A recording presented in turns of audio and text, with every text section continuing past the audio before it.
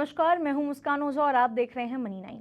आज देश में लोन लेने का सिलसिला तेजी से बढ़ रहा है और इसकी शुरुआत अक्सर किसी बड़े मकसद से नहीं बल्कि जो छोटे मोटे हमारे खर्च होते हैं उससे होती है।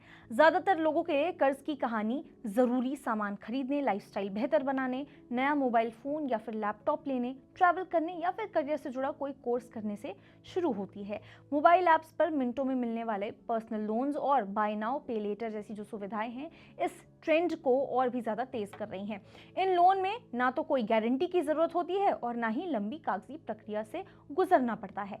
आसान प्रोसेस और तुरंत पैसा मिलने की सुविधा लोगों को आकर्षित करती है, लेकिन यही आसानी धीरे धीरे कर्ज का पहाड़ आपके सामने खड़ा कर देती है और आपको पता भी नहीं चलता।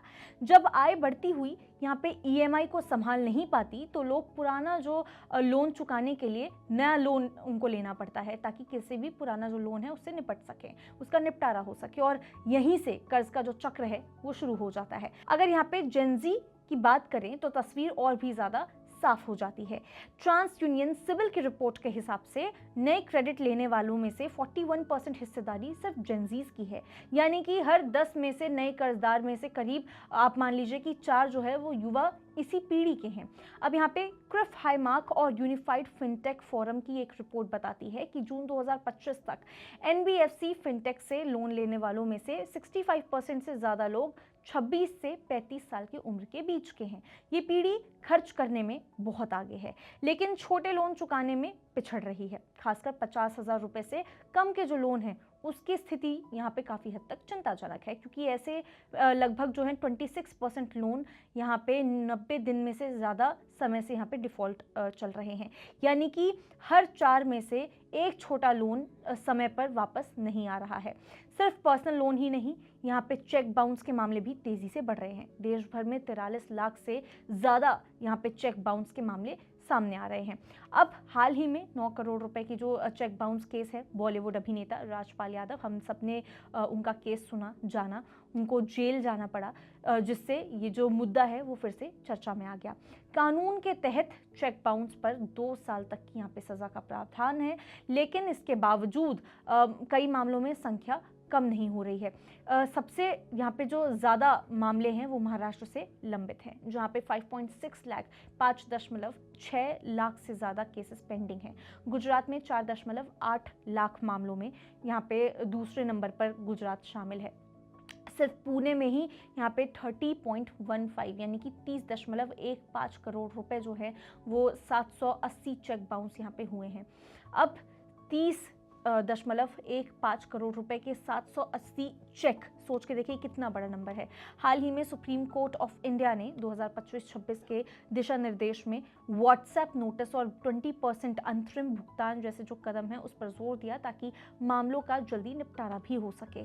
बैंकों की हालत भी जो है वो अब इस तरह से काफ़ी हद तक आप देखें कि बैंक जो है दबाव में चल रहे हैं। क्रेडिट कार्ड का बकाया 28.4%, 28.4% बढ़कर के 6,742 यहाँ पे करोड़ रुपए हो चुका है, यहाँ तक पहुँच चुका है। लगभग 1,629 बड़े यहाँ पे जो उधारकर्ता हैं उसमें से उन्होंने जो है वो 1.62 लाख करोड़ रुपए जो है उसका लोन जो है वो डिफ़ॉल्ट किया है।